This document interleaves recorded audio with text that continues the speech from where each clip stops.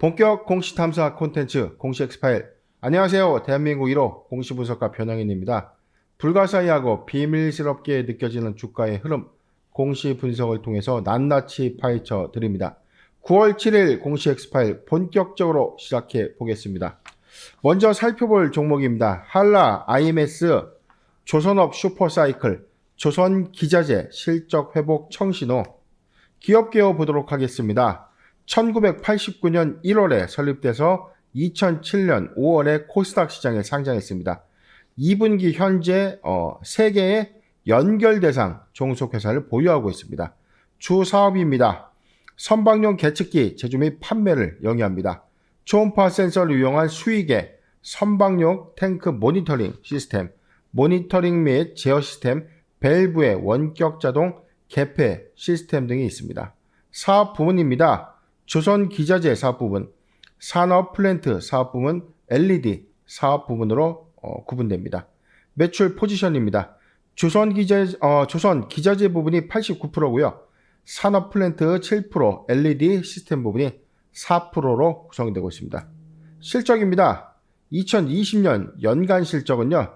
연결기준 매출액 442억 원, 전년 대비 12.2%가 증가했고 영업이익 21억을 기록했는데 전년 대비해서 77.1%가 증가했습니다.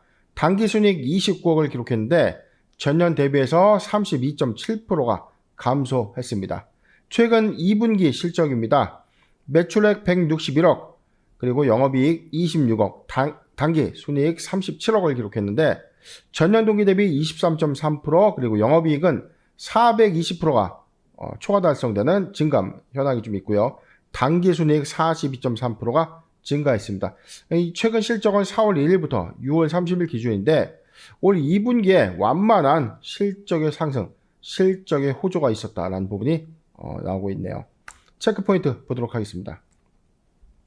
조선 빅3의 상반기 조선 수주량이 급증, 조선 기자재 실적으로 이 수혜 여부가 좀 점쳐지고 있는데 세계 해운업계는 컨테이너선, LNG 운반선의 선박 발주가 증가되고 있습니다. 주력 제품인 이 선박 평형수의 통합 제어 감시 시스템 3 발라스트라고 불리우는 이 부품이 수혜로 좀 부각되고 있는 대목입니다. 두 번째입니다. 주주가치 제고를 위한 무상증자 결정은 단기 모멘텀으로 좀 부각될 것인가? 보통주 한 주당 0.5주를 배정하는 무상증자 결정을 했는데 단기 상승으로 부각되고 있는 상황입니다. 세 번째입니다. 무상증자 결정에 따른 무상신주 상장일에는 주가 희석 여부가 좀 있을 것인가? 무상신주가 587만 주로 좀 추산되고 있는데 10월 15일에 상장입니다. 10월 15일에 이 영업일 전에 신주가 유통될 수 있다는 점 우리가 좀 잘 참고하시고요. 주가 희석은 좀 불가피하다. 마지막입니다. 지난해에 오리엔트 조선의 광양 사업장을 좀 인수했는데 선박 수리업 사업을 본격화하면서 향후 2022년도에 실적 반영이 예상되고 있는 대목입니다. 공시 살펴보도록 하겠습니다. 바로 어제였습니다. 한라 IMS 무상증자 결정을 했는데요. 대표적인 주주 환원 정책의 일환인 무상증자가 왜 단기 호재로 좀 반영되고 있는가?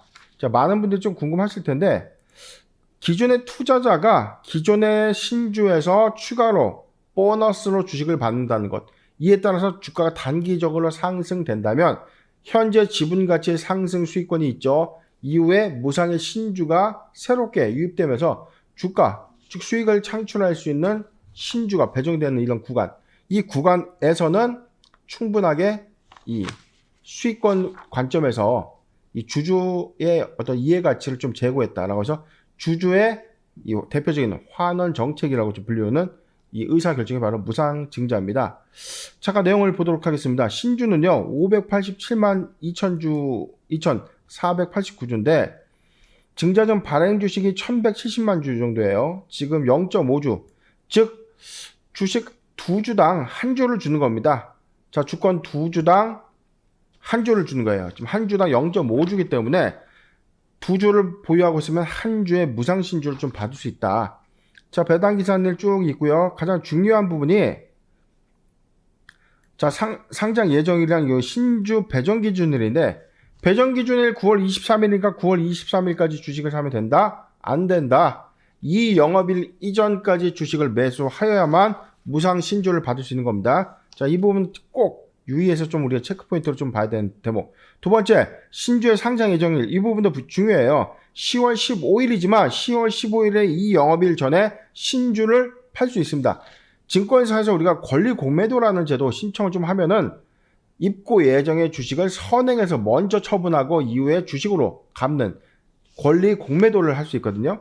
그렇기 때문에 무상 신주는 10월 15일에 이 영업일 전에 매도가 될 수 있다는 점 우리가 체크를 해야 되는 상황이다 라고 말씀 좀 드리고 싶습니다. 자, 차트 보도록 하겠습니다. 한라 EMS 최근 2년간 주가의 어떤 저점의 형태는 한 6,410원대로 좀 보여지고 있는데, 이후에 주가의 어떤 단기 상승은 조선업의 슈퍼사이클, 조선기자재의 어떤 실적, 수혜 전망이 좀 나오면서 차트상으로는 실적의 어떤 회복에 따른 어떤 기대감이 좀 반영됐다고 좀 보여지는데, 조선업에서 해운업, 조선업, 그 다음에 조선업에서 파생되는 조선기자재 이 사업 부분의 어떤 이 실적, 자, 이게 순환매, 이 사업의 순환매 구조 속에서 나오는 이제 시세였다는 거죠. 올해 1분기까지 해서 12,350원 단기 급등을 좀 했는데, 이후에 상승 부분을 좀 크게 좀 반납돼서, 최근 일봉상의 주가 저점 때는 여기 보네, 한 7,000원입니다. 7,000원까지 좀 주가 좀 빠졌다가, 최근에 무상신주, 무상증자 어떤 기대감 좀 반영되면서 8,700원, 그 다음에 뭐 광양사업장 인수에 대한 어떤 사업 전반에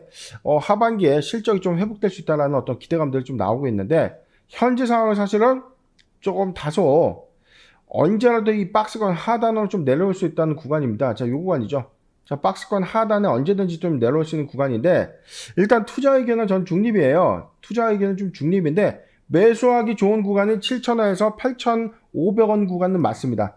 7,000원에서 8,500원 구간은 맞는데, 단기에 무상증자라는 것은 꼭 보유자 관점에서 어떤 시세 차익, 주주의 환원 정책 가치의 어떤 판단 부분에서 수익을 쉐어할 수 있는 어떤 이 부분도 좀 있지만, 신규종 매수 관점에서는 자칫 잘못해서 매수한다면 권리락 이후에 추가적인 하락도 불가피할 수 있기 때문에 신규 매수의 관점에서는 중립 의견을 좀 표명하고요.